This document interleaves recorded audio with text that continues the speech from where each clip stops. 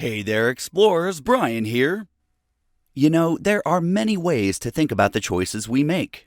We've described how the Earth impacts our behavior, how our worldview is shaped by our community's culture, and how we give up some freedoms to our governments to keep order. We've mentioned that the trade of goods and services factors into many decisions, such as where we settle down and what we eat and wear every day. How do you think that patterns of exchange shape our daily lives? It can have a pretty big impact. Today we'll begin to examine the relationship between geography and economics, which involves the production, distribution, and consumption of goods and services. Our learning goals are to understand the three basic questions of economics, define traditional, free market, command, and mixed economies, describe the role that consumers and producers play in a market economy, and to describe how a country's economic system provides insights into its people's way of life. Ready, explorers?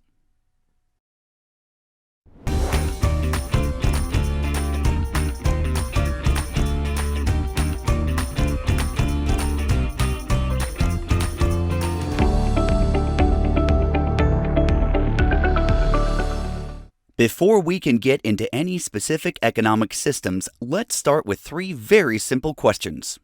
What will be produced? How will it be produced? And how will it be distributed? All of economics boils down to what people do to meet their unlimited wants and needs with their limited time and resources. The answer to the three basic questions describe all economic activity, which we will talk about in a future lesson. The questions may seem abstract, but their answers touch upon many themes of geography, from human-environment interaction to the movement of people, goods, and ideas to the human characteristic of a place. By looking at who gets to answer these questions, we will define a society's economic system, but it will also help us understand the people who live within the society, just like understanding their government or climate. Today we'll look at four types of economic systems: traditional, free market, command, and mixed economies.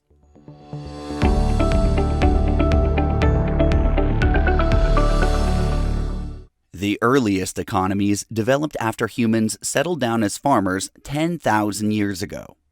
Most people in a village grew crops, but as they became more efficient, some were able to do skilled work like pottery and weaving. These societies were limited in what they were able to produce. The three basic questions were answered for them by what crops were indigenous to their area and the skills they had developed. In other words, you could say the answers to the first two questions were determined by their environment and their survival needs. In a traditional economy, most goods are only used or consumed by the people who made them. But if exchange is needed, resources are distributed through bartering, the exchange of goods and services without the use of money. Believe it or not, more than half of the world's people live in remote areas of Asia, Africa, and South America and still use a traditional economic system. They only have access to the goods made within a few miles of their home and are not part of the international market. Money is not used because it isn't needed. In this kind of economy, there is little growth, but also little waste. People in these communities are generally tight-knit. They are often relatives and they rely on each other to survive. But they have to go without luxuries like smartwatches, which are available to people in more complex economic systems. Grab your lesson guide. Based on what you've learned, define a traditional economy in your own words and describe its benefits and its setbacks.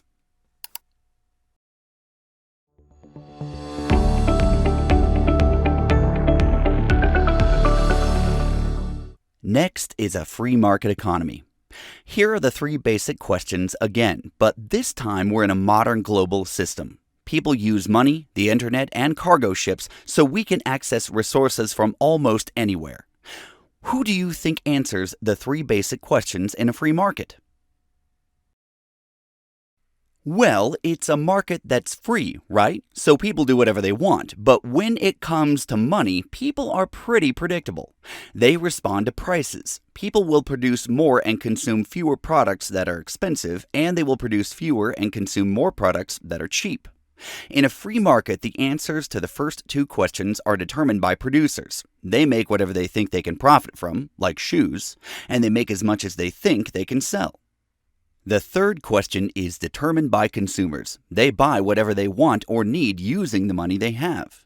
If they can't afford a sweet new pair of shoes or don't want them, they won't buy them from the producer. There are many benefits to consumers in a free market. Producers cater to consumers' needs so that they can make the most money. They invest in research and development to make the best products. They use efficient production methods so that they can sell products at a low price. Consumers are supreme. They vote with their money, giving producers cues on what to do next. And lastly, there is no government involvement at all, which keeps things cheap. No rules is awesome, right? There's no red tape, no safety inspectors, no regulations, no ethical standards, no consumer protections, no financial watchdog to prevent you from making bad decisions. Wait a minute. A complete lack of government involvement sounds dangerous. What about workers' rights, safety, pollution from carbon emissions? Some businesses may care more about profits than their customers or employees. In a free market, there might eventually be fewer options because producers will stop making less profitable products, or because one business drives all its competitors out of the market. When only one producer makes a product, it's called a monopoly. Monopolies remove all of the benefits of competition that we learned about, and they are inevitable in free markets. Consumers lose the ability to vote with their dollars when they don't have choices. Take a minute to show what you know about free markets in your lesson guide.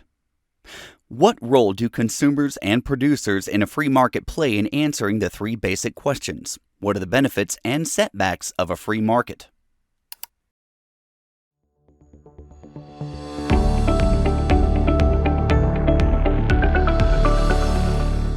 A command economy is the opposite of a free market. A central government answers the three basic questions. It controls the means of production, the labor market, and determines what will be made. It also, at least in part, determines what consumers can access. Now, before you just get mad that your freedom has been taken away, think about problems that we can avoid. Because the government is the producer of all of these things, it can reduce inequality between its citizens. It can make sure all citizens have access to things they need, like food, shelter, healthcare, and education.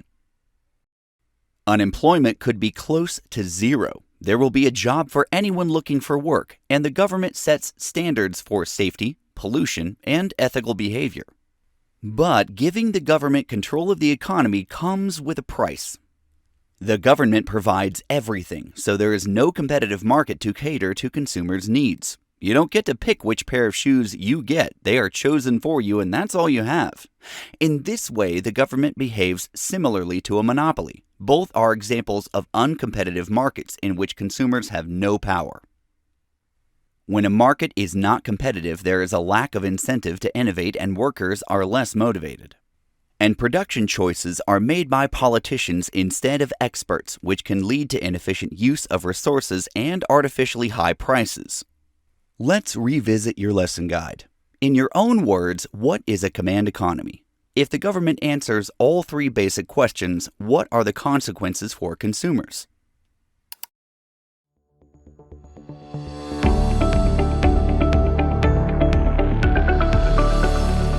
Here are the three basic questions one last time. A mixed economy is a system in which people and the government both have an influence over the answers. Sometimes the government will react to problems in the market. It might require minimum safety standards in the workplace. Government intervention in a market is called regulation. In a mixed system, a government might allow producers of paint to operate in a free market, encouraging competition and innovation until they learn that lead can poison consumers. Then they will introduce a regulation for consumer safety, passing a law which forbids the use of lead in paint. Originally, producers had complete control over the first two questions, but because there was a problem, the government stepped in. It's not a free market economy or a command economy. It's mixed. In other industries, like access to electricity, the government might want to completely control production and distribution so that everyone has equal access at an affordable price. This seems like a command economy, but because only some industries are controlled by the government and not all industries, this is another example of a mixed economy. The goal of a mixed economy is to provide the benefits of a competitive market while imposing safety and ethical standards and busting monopolies. Plus, in the case of survival needs, some industries may be completely controlled. But this comes with setbacks as well. Government oversight costs money. That doesn't just increase prices, it also increases taxes. A mixed economy is designed to solve problems created by free markets and command economies. Does it succeed?